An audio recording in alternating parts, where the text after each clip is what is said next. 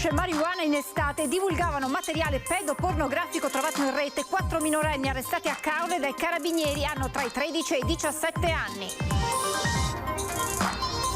Un'altra nottata di sangue sulle strade. In meno di un'ora in Polesine 2 vittime, una 65enne travolta in bicicletta e un 58enne morto nello schianto della sua auto finita fuori strada. Ad Orgiano un centinaio di motociclisti da tutto il Veneto per l'ultimo addio al 25enne Filippo Bracesco, morto nel tragico incidente di Agugliaro domenica scorsa. Stamane flash mob sulla sicurezza del paese dell'83enne ucciso durante la rapina in casa. Ancora polemica tra Lega, Fratelli d'Italia e il sindaco contrario alla manifestazione. Nel frattempo prevista una fiaccolata dopo i funerali di martedì. In Italia si allentano le restrizioni a Shanghai, in Cina il lockdown drastico. Il racconto dell'imprenditore bassanese Riccardo Parisi che ci vive e lavora da anni. Immagini incredibili. Cresce il debito delle famiglie venete, soprattutto a Padova, Treviso e Venezia, e per la CGIA di Mestre la preoccupazione è quella del rischio usura. L'ormai iconica foto dello schiaffo dato da Will Smith al conduttore degli Oscar Chris Rock, con al posto dei due contendenti il presidente russo Putin e quello ucraino Zelensky, la nuova opera dell'artista Everin spuntata in centro a Padova. Buonasera, ben ritrovati con l'edizione regionale dei telegiornali di Antenna 3, lo avete sentito dai titoli. Apriamo con la cronaca, con gli arresti, shock a Caorle nel veneziano per droga e pedopornografia, sgominata una baby gang.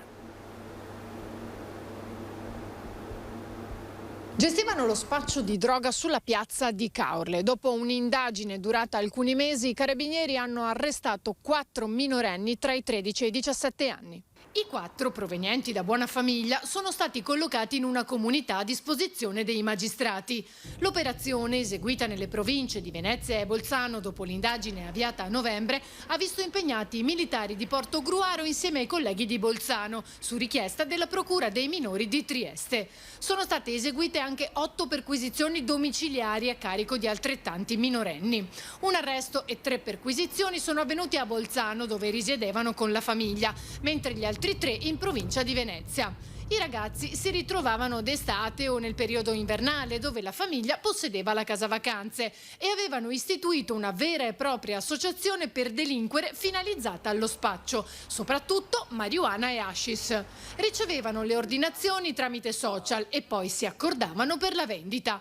In 3 sono accusati di associazione a delinquere finalizzata allo spaccio, il quarto solo di detenzione ai fini di spaccio. Ma non è tutto. Alcuni dovranno anche rispondere di detenzione e divulgazione di materiale pedopornografico trovato nei loro cellulari. Secondo i carabinieri però si tratterebbe di materiale non realizzato dai ragazzi, ma a larga diffusione nei social e, secondo un primo riscontro, non sinonimo di una devianza, ma piuttosto frutto di una gravissima leggerezza commessa senza rendersene conto. Sul caso è intervenuto anche il questore di Venezia. Quando non si guida una macchina per tanto tempo bisogna stare attenti che nella ripartenza non ci viene voglia di correre a 200 all'ora. Credo che anche su questo dobbiamo essere tutti allineati, a essere solidali. Tra chi ritiene responsabili le famiglie, chi la società e chi i pochi controlli nel periodo clou, secondo i residenti di Caorle è un problema che va affrontato con maggiore serietà. Per me è il troppo benessere delle famiglie. Non vengono seguiti, poi d'estate qua abbiamo il problema che tutti sono impegnatissimi col lavoro, di conseguenza i ragazzi purché non disturbino, non fanno fatica a dare i 20 euro, 50 euro, e queste poi sono le conseguenze. I ragazzi al giorno d'oggi, per valori, per libertà che i genitori secondo me lasciano un po' troppo, non è semplice. Poi d'estate qui c'è tanta gente, tantissima. Intervenire credo comunque sia difficile, a prescindere in qualsiasi paese, quindi non colpevolizzerei neanche molto i carabinieri. Che sia difficile questo senz'altro. Dipende sempre dai genitori, dopo dalle compagnie. Il sistema è così, c'era 10 anni fa, 20 anni fa, 50 anni fa, sempre stato. L'arresto dei 4 minorenni per spaccio di stupefacenti a Caorle non sorprende troppo i residenti, tra chi responsabilizza le famiglie e chi la società, ma secondo qualcuno servono invece maggiori controlli, soprattutto nel periodo clou, quello estivo. Si vede, si cosa, si sente, si fa tutto, e non so perché non sono intervenuti prima i carabinieri, hai capito il discorso? Zecca è una forza minima di carabinieri, ma d'altronde d'estate ce n'è altra forza, che arrivano ancora di quelli nuovi, insomma, ecco.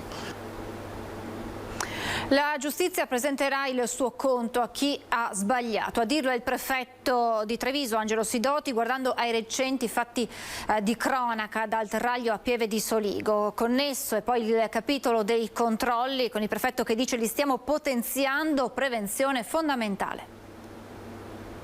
Per quanto riguarda la certezza della pena, io sono assolutamente fiducioso che la magistratura opererà secondo quelle che sono le nostre leggi e chi ha sbagliato pagherà e pagherà quello che è giusto. La giustizia presenterà il suo conto, ne è certo il prefetto di Treviso Angelo Sidoti, guardando ai recenti fatti di cronaca che hanno sconvolto la Marca. Prima l'incidente è costato la vita a Mara Visentin e Miriam Cappelletto, le due donne travolte sul terraglio dall'auto di Ronny Levakovic, il 25enne rom accusato di aver guidato a folle velocità. Il secondo, la mattanza di Pieve di Soligo con la morte di Adriano Armelin, avvenuta poche ore dopo essere stato rapinato e pestato dal 36enne marocchino Mohamed Boumouaran. Due fatti diversi, dice il prefetto, simile il carico di dolore e sconcerto. Sidoti usa termini precisi. Si è trattato di episodi che sono di natura assolutamente diversa, di completa incoscienza nel caso dell'incidente stradale che si è verificato, incoscienza delinquenziale, perché non si va in strada in quel modo. In un altro caso è stato un furto che ha avuto purtroppo delle conseguenze gravissime. Faccio sempre le mie condoglianze alla famiglia. Connesso chiaramente il capitolo dei controlli e quindi della prevenzione. Noi negli ultimi tempi, si è visto, abbiamo incrementato notevolmente i nostri servizi sul territorio, sia l'Arma dei Carabinieri che la Polizia di Stato. In corso, assicura Sidoti, anche la sostituzione di quei militari dell'esercito impegnati nell'operazione Strade Sicure nella Marca, come in stazione a Treviso, e in questi giorni dislocati dal Ministero nei punti sensibili del paese a seguito della crisi ucraina, una riallocazione segnalata e contestata anche dal sindaco Mario Conte. Un decremento dal punto di vista numerico delle forze in campo, ma noi stiamo già rimodulando i servizi in modo da poter sopperire a questa carenza. E a Pieve di Soligo questa mattina si è tenuto un flash mob che ha suscitato il dissenso del sindaco di Pieve di Soligo. Flash mob organizzato per la sicurezza e in ricordo di Adriano Armelin, ucciso a botte durante una rapina nella sua abitazione. Subito si è innescata la polemica a distanza proprio tra il primo cittadino Stefano Soldan e il coordinatore provinciale della Lega Gianangelo Boff. Alla fine il gazebo non è stato allestito, ma al suo posto si è tenuto un flash mob. Una cinquantina di persone, tra politici, amministratori e simpatizzanti di Lega e Fratelli d'Italia, si sono dati appuntamento questa mattina in piazza Caduti a Pieve di Soligo, in ricordo dell'83enne Adriano Armelin, a una settimana dalla sua uccisione da parte del 36enne marocchino sbandato e senza fissa dimora. Giustizia e pene certe, lo striscione srotolato dai partecipanti. La giustizia non basterà mai a colmare il dolore di quella famiglia. Quello che però possiamo chiedere è che le pene siano severe e siano rispettate. Nella stessa settimana in cui piangiamo un concittadino, un cittadino di Pieve di Soligo massacrato a casa sua per niente, ecco, nella stessa settimana sentiamo che vengono sguarnite le strade dai militari dell'operazione Strade Sicure. Uno Stato che ritira le proprie truppe e il presidio di militari dalle piazze delle grandi città, che manda una nota alle forze dell'ordine perché non inseguano i ladri per non provocare incidenti, che invita a non utilizzare il taser oppure lo ritira laddove è utilizzato, non è uno Stato al fianco dei cittadini. Accanto alle motivazioni della manifestazione si è innescata l'inevitabile polemica con il sindaco che ha vietato lo spazio al gazebo. La cosa che mi stupisce più di tutto è che il sindaco, che è massima autorità di pubblica sicurezza, oggi dovrebbe essere qui con noi a chiedere la certezza della pena e a chiedere giustizia per i propri cittadini. Io non sono stato invitato e comunque avevo già manifestato la mia contrarietà a questo tipo di manifestazione fin tanto che non fossero venute le esequie del signor Armelin. Secca la replica di boff durante la nostra prima edizione del telegiornale. Il fatto di essere sindaco corrisponda forse di qualche settantina di anni fa, dove il sindaco era onnisciente rispetto a come si gestisce un territorio. Sindaco che dal canto suo rilancia con un'altra manifestazione, però dopo i funerali di Armelin, che si terranno martedì pomeriggio alle 15 nel Duomo di Pieve di Soligo. Anche con le altre comunità e aprendo a tutte le forze politiche e alla cittadinanza penseremo magari a una fiaccolata, a un momento di ricordo tutti insieme. Un vigilante di supermercato di 58 anni è stato aggredito da 4 persone in un discount a Padova. È successo dopo che uno degli aggressori, con tanto di cartellino, carta e penna, ha iniziato a chiedere con insistenza del denaro ad una donna per convincerla che sarebbe andato ad un'associazione per sordomuti. Il vigilante insospettito si è invitato l'uomo ad andarsene, ma questo lo ha aggredito insieme ad un altro uomo, una donna e un minorenne che si trovavano già nel supermercato. Il direttore e un cliente sono corsi ad aiutare il vigilante, un senegalese. Ne è nata una colluttazione durante la quale i 4 aggressori sono fuggiti.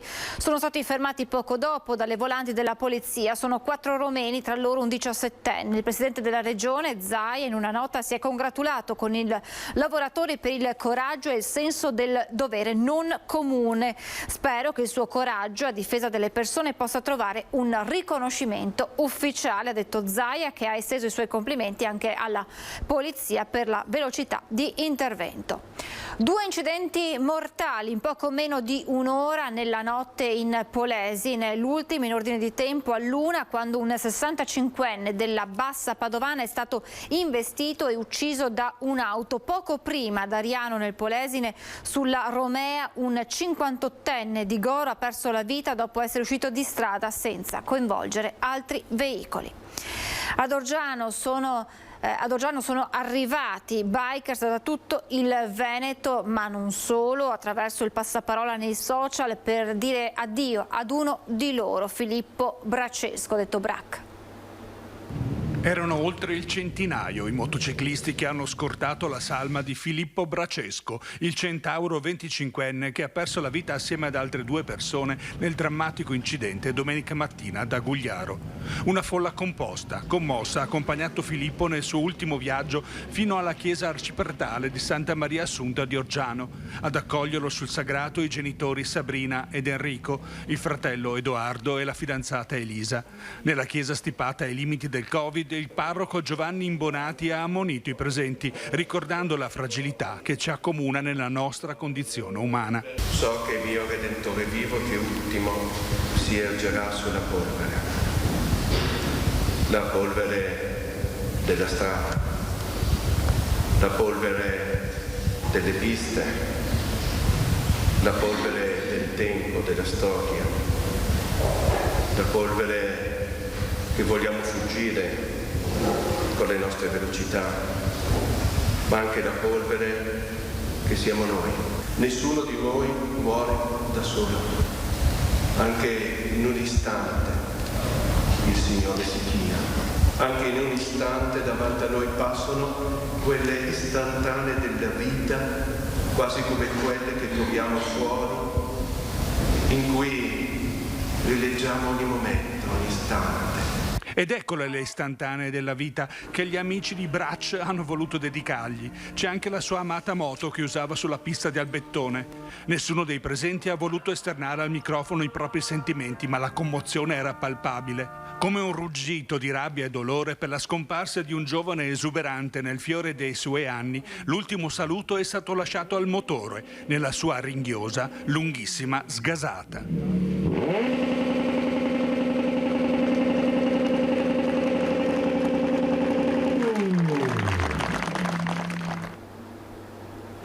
Stasera un rosario, domani una messa in suffragio. Giussago di Portogruaro ricorda così Edi Ongaro, il 46enne morto in Donbass. Era un bambino d'oro, le parole del suo ex allenatore di calcio. Non lo vogliamo giudicare, dicono in paese. Un bambino d'oro, quell'epoca lì, perché aveva 13-14 anni. Poi nel futuro ha cambiato, è diventato grande, ha avuto i suoi ideali e ed era un ragazzo un po' diverso dagli altri. Così il suo ex allenatore di calcio, oggi ristoratore a Giussago, ricorda il bambino e poi l'uomo. Di certo Eddie Ongaro non era un tipo convenzionale, come non convenzionale è stata la sua morte nel Donbass, nelle truppe separatiste filorusse. Una storia, la sua, che ha fatto il giro d'Italia dividendo l'opinione pubblica e sollecitando il dibattito sui social. Tra Portogruaro e San Michele al Tagliamento, dove Ongaro era conosciuto, nessuno però si sente di giudicare. Vittorio, diciamo che è stato un po' scosso dall'evento, perché era un ragazzo che tutti quanti lo conoscevamo. Ha fatto la sua strada e quindi ci dispiace. Per giudicare bisogna conoscere, e per conoscere allora poi si potrebbe dire quello che è. Cioè io non do né ragione né torto. Quello che a me interessa è quello che non si devono ammazzare donne e bambini. Papà Sergio e zio Rino ne restituiscono il ritratto di un ragazzo comunque impegnato, intento nelle sue letture e fermo nelle proprie idee. Antifascista senz'altro, diciamo, no? Perché noi abbiamo da mio papà a io e il coro sempre parte rossa, no? Ma quelli i colori non vuol dire niente, insomma, no. L'importante è gli ideali averli qua, leggeva. Per quello che lui andava in giro per il mondo e sapeva un po' di quello, un po' dell'altro, no? Un po' per conto suo, ma era intelligentissimo, questo sì. Lui leggeva sempre libri, leggeva sempre, sì, sapeva un po' di tutto. Quando per esempio lui è stato un po' in giro per il mondo, non aveva difficoltà a imparare la lingua, era proprio veloce come il vento. Papà e zio, che ai nostri microfoni avevano chiesto un aiuto per riavere almeno le ceneri del 46enne, stasera intanto in chiesa Giussago lo si ricorderà con un rosario, domani con una messa in suffragio. Mentre in Italia si allentano le restrizioni per il Covid, a Shanghai in Cina è lockdown drastico. Il racconto di un imprenditore veneto che là vive e lavora da anni.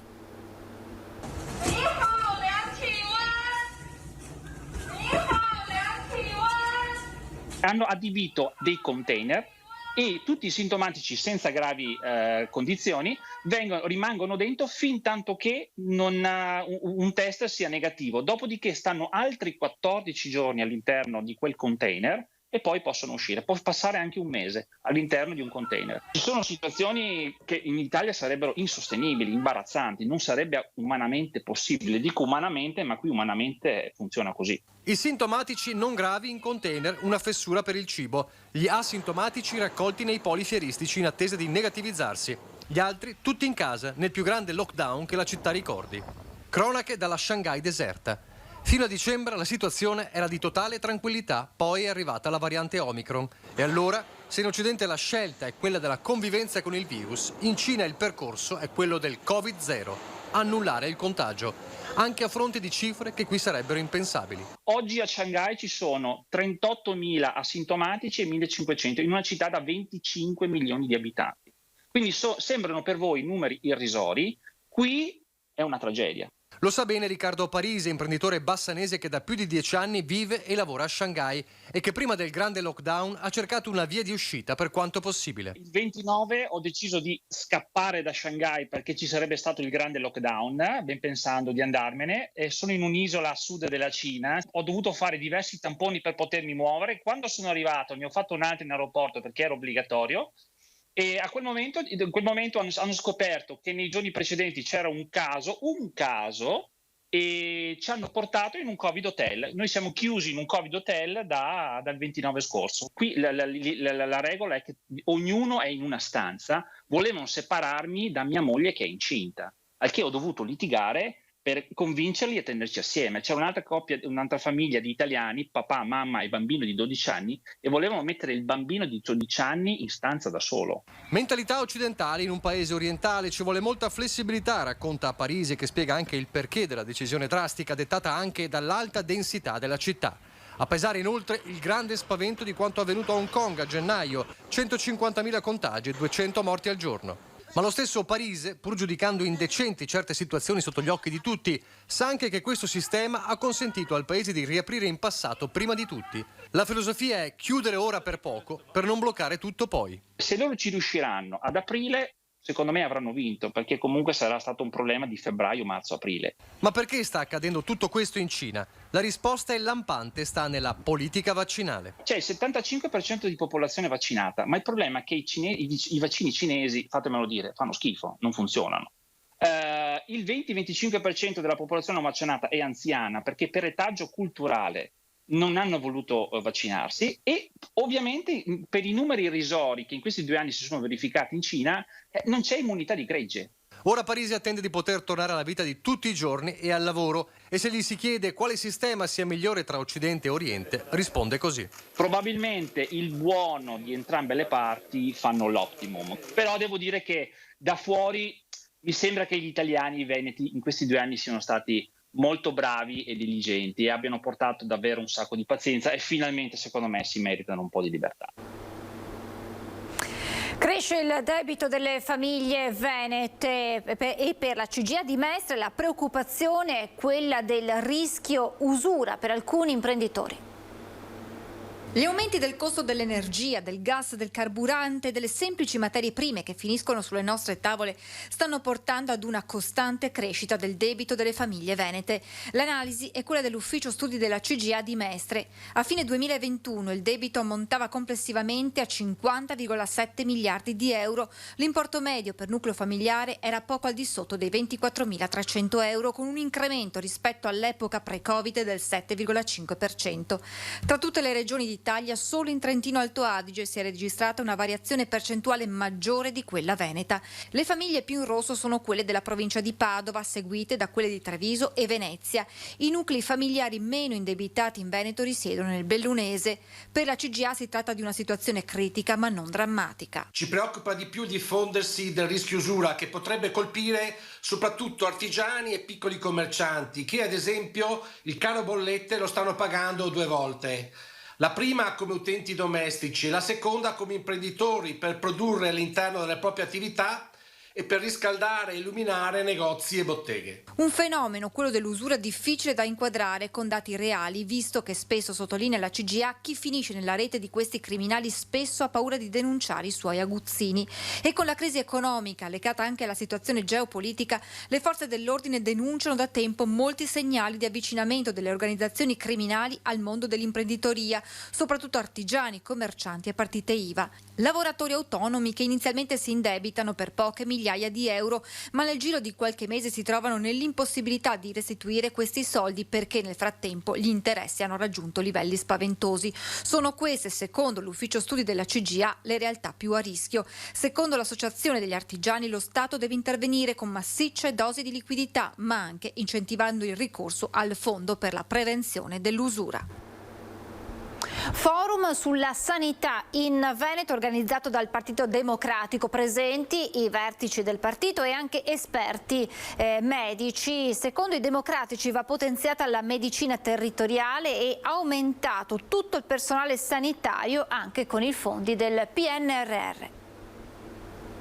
I fondi del PNRR in Veneto per correggere gli errori nella sanità degli ultimi anni. Con l'occasione va riprogettato il sistema sociosanitario veneto. Lo ha detto il segretario regionale del Partito Democratico Andrea Martella al primo forum sulla sanità del Veneto organizzato dal PD regionale.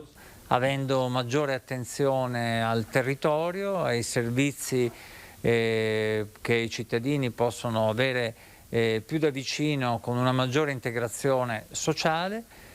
È il momento di valorizzare i medici di famiglia e di aumentare il numero di coloro che possono svolgere questa funzione. È il momento di fare in modo che molti medici del nostro sistema ospedaliero rimangano in Veneto e non vadano al privato. È ancora il momento di ridurre le liste d'attesa. In questi anni la sanità veneta ha tagliato i suoi rapporti col territorio pezzo a pezzo, è stato detto al forum. Il faro delle politiche sanitarie regionali sembra essere la riduzione della spesa e non la salute dei cittadini. Certo che le esigenze sono cambiate e anche i bisogni di salute, ma la garanzia dell'accesso è la premessa di tutto, perciò il sistema pubblico va rinforzato. E soprattutto con la consapevolezza che le spese in sanità sono un investimento per i cittadini del Veneto e sono anche una questione di democrazia, perché liste di attesa troppo lunghe o visite che devono essere pagate producono diseguaglianza e soprattutto producono un danno soprattutto ai cittadini che possono di meno. L'ormai iconica foto dello schiaffo dato da Will Smith al conduttore degli Oscar, Chris Rock, ma al posto dei due contendenti, il presidente russo Putin e quello ucraino Zelensky.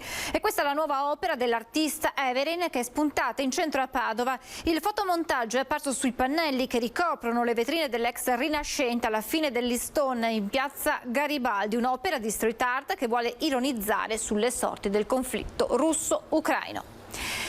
È tutto, vi lascio le previsioni meteo, grazie per averci seguito, buon proseguimento di serata.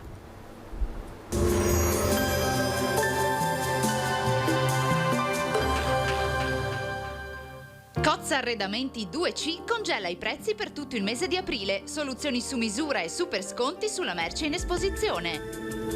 Bentrovati al meteo. Domenica 3 aprile l'area di maltempo si allontana verso i Balcani, si profila dunque un miglioramento del tempo ma ancora con un clima fresco.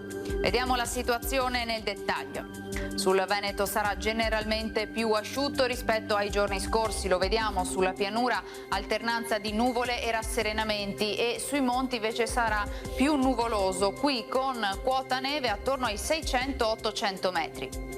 Temperature con andamento irregolare, minime tra lo 0 e i 6 gradi, massime fresche tra 10 e 13 gradi all'incirca. Spostiamoci ora sul Friuli Venezia Giulia, anche qui più nubi in mattinata, maggiori schiarite poi con il passare delle ore. Bora moderata sulla costa, a regime di brezza al pomeriggio. Temperature minime tra 1 e 6 gradi, massime sugli 11-12 gradi. Infine diamo uno sguardo alla situazione del Trentino Alto Adige, asciutto anche qui, in buona parte soleggiato, insomma il sole sarà presente a sprazzi ma comunque senza precipitazioni. Temperature minime intorno a 1-2 gradi, massime sugli 11-12 gradi all'incirca. Dal meteo per ora è tutto, grazie per l'attenzione, arrivederci.